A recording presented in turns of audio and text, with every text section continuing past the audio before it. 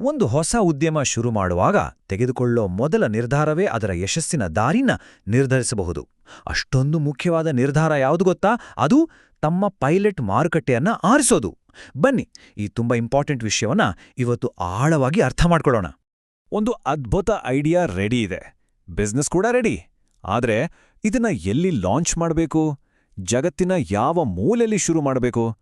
ಇದು ಪ್ರತಿಯೊಬ್ಬ ಫೌಂಡರ್ ಮನಸ್ಸಲ್ಲೂ ಬರೋ ಮೊದಲ ಪ್ರಶ್ನೆ. ನಂಬಿ ಈ ಒಂದೇ ಒಂದು ನಿರ್ಧಾರ ಇಡೀ ಬಿಸ್ನೆಸ್ನ ಭವಿಷ್ಯವನ್ನೇ ಬರೆದ್ಬಿಡ್ಬೋದು. ಶುರುವಿನಲ್ಲಿ ಆಯ್ಕೆ ಮಾಡೋ ಸ್ಥಳ ಏನಿದಲ್ವಾ, ಅದು ಬರೀ ಒಂದು ಅಡ್ರೆಸ್ ಅಷ್ಟೇ ಅಲ್ಲ, ಅದೇ ಇಡೀ ಕತೆಯ ಅಡಿಪಾಯ. ಯೋಚನೆ ಮಾಡಿ, ತಪ್ಪು ಜಾಗದಲ್ಲಿ ಎಷ್ಟೇ ಒಳ್ಳೆ ಬೀಜ ಹಾಕಿದ್ರೂ ಅದು ಮೊಳಕೆ ಒಡೆಯಲ್ಲ. ಆದ್ರೆ ಅದೇ ಸರಿಯಾದ ಜಾಗ, ಸರಿಯಾದ ಟೈಮ್ ಸಿಕ್ಕರೆ ಅದು ಯಶಸ್ಸಿನ ಶಿಖರಕ್ಕೆ ತಗೊಂಡೋಗತ್ತೆ. ಹಾಗಾದ್ರೆ ಇಷ್ಟೊಂದು ದೊಡ್ಡ ನಿರ್ಧಾರವನ್ನ ಸುಮ್ಮನೆ ಗೆಸ್ ಮಾಡಿ ತಗೊಳಕ್ಕಾಗುತ್ತಾ? ಖಂಡಿತ ಇಲ್ಲ. ಅದೃಷ್ಟವನ್ನ ನಂಬಿ ಕೂರೋ ಬದಲು ಒಂದು ಸ್ಟ್ರಾಂಗ್ ಗೇಮ್ ಪ್ಲಾನ್ ಮಾಡಬೇಕು. ಆ ಗೇಮ್ ಪ್ಲಾನ್ ಹೇಗಿರಬೇಕು? ಬನ್ನಿ ನೋಡೋಣ.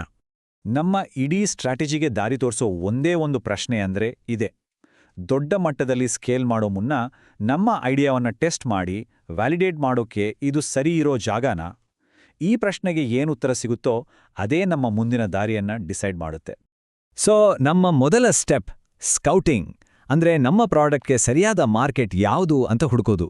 ಇದು ಸುಮ್ಮನೆ ಕಣ್ಣು ಮುಚ್ಚಿ ಆಡೋ ಆಟ ಅಲ್ಲ, ಇದೊಂದು ಸ್ಟ್ರಾಟಜಿಕ್ ಆಪರೇಷನ್ ಇದ್ದ ಹಾಗೆ. ನೋಡಿ, ಸಾಮಾನ್ಯವಾಗಿ ಜನ ಮಾಡೋ ದೊಡ್ಡ ಮಿಸ್ಟೇಕ್ ಅಂದ್ರೆ ಹೈಪ್ ಅಥವಾ ಟ್ರೆಂಡ್ ಹಿಂದೆ ಹೋಗೋದು.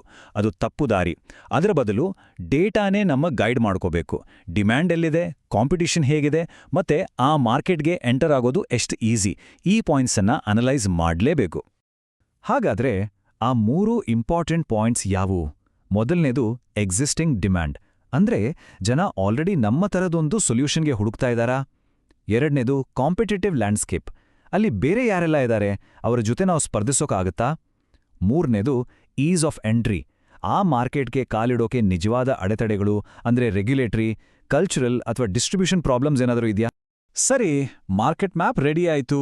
ಈಗ ನಮ್ಮ ಫೋಕಸ್ಸಲ್ಲಿರೋ ಜನರ ಮೇಲೆ, ಅಂದ್ರೆ ನಮ್ಮ ಕಸ್ಟಮರ್ಸ್, ಅವರು ನಿಜವಾಗ್ಲೂ ಅಲ್ಲಿದ್ದಾರಾ?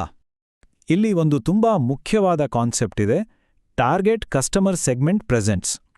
ಅಂದ್ರೆ ಏನಪ್ಪಾ ಅಂದ್ರೆ, ನಮ್ಮ ಐಡಿಯಲ್ ಕಸ್ಟಮರ್ಸ್ ಆ ಮಾರ್ಕೆಟ್ನಲ್ಲಿರೋದು ಮಾತ್ರ ಅಲ್ಲ, ಅವರನ್ನ ನಾವು ಸುಲಭವಾಗಿ ರೀಚ್ ಮಾಡೋಕ್ಕಾಗುವಷ್ಟು ಒಂದೇ ಕಡೆ ಕಾನ್ಸಂಟ್ರೇಟ್ ಆಗಿರಬೇಕು. ಹಾಗಾದ್ರೆ ಅವರನ್ನ ರೀಚ್ ಮಾಡೋದು ಹೇಗೆ? ಆನ್ಲೈನ್ ಚಾನೆಲ್ಗಳ ಮೂಲಕನ, ಅಥವಾ ಲೋಕಲ್ ಪಾರ್ಟ್ನರ್ಸ್ ಜೊತೆ ಸೇರ್ಕೊಂಡ, ಇಲ್ಲಾಂದ್ರೆ ಡೈರೆಕ್ಟ್ ಕಮ್ಯುನಿಟಿ ಇವೆಂಟ್ಸ್ ಮೂಲಕನ? ಈ ದಾರಿಗಳನ್ನ ನಾವು ಕ್ಲಿಯರ್ ಆಗಿ ಗುರುತಿಸ್ಕೋಬೇಕು. ಏಕೆಂದ್ರೆ ಒಂದೊಂದು ಜಾಗಕ್ಕೂ ಅವರನ್ನ ರೀಚ್ ಮಾಡೋಕೆ ಬೇರೆ ಬೇರೆ ದಾರಿಗಳಿರ್ತವೆ. ಓಕೆ, ಪೇಪರ್ ಮೇಲೆಲ್ಲ ಪ್ಲಾನ್ ರೆಡಿ ಆಯ್ತು. ಆದ್ರೆ ಈಗ ರಿಯಾಲಿಟಿ ಚೆಕ್ ಮಾಡೋ ಟೈಮ್. ನಾವ್ ಅಂದ್ಕೊಂಡಿರೋ ಜಾಗದಲ್ಲಿ ನಿಜವಾಗ್ಲೂ ನಮ್ಮ ಪ್ಲಾನನ್ನ ಕಾರ್ಯರೂಪಕ್ಕೆ ತರೋಕ್ ಸಾಧ್ಯನಾ? ಉದಾಹರಣೆಗೆ ಈ ನಂಬರ್ ನೋಡಿ, ಇದು ಆ ಮಾರ್ಕೆಟ್ಗೆ ಎಂಟರ್ ಆಗೋಕೆ ಆಗುವ ಅಂದಾಜು ಖರ್ಚು. ಇದು ಬರೀ ಒಂದು ನಂಬರ್ ಅಷ್ಟೇ ಅಲ್ಲ, ಇದು ನಮ್ಮ ಹತ್ರ ಇರೋ ಬಂಡವಾಳದ ರಿಯಾಲಿಟಿ ಚೆಕ್. ಈ ಖರ್ಚನ್ನ ನಿಭಾಯಿಸೋಕೆ ಆಗತ್ತಾ ಇಲ್ವಾ ಅಂತ ಮೊದಲೇ ತಿಳ್ಕೊಳ್ಳೋದು ತುಂಬಾನೇ ಇಂಪಾರ್ಟೆಂಟ್. ಇನ್ನು ಆಪರೇಷನಲ್ ಹರ್ಡಲ್ಸ್, ಅಂದ್ರೆ ಕಾರ್ಯಾಚರಣೆಯ ಸವಾಲುಗಳು.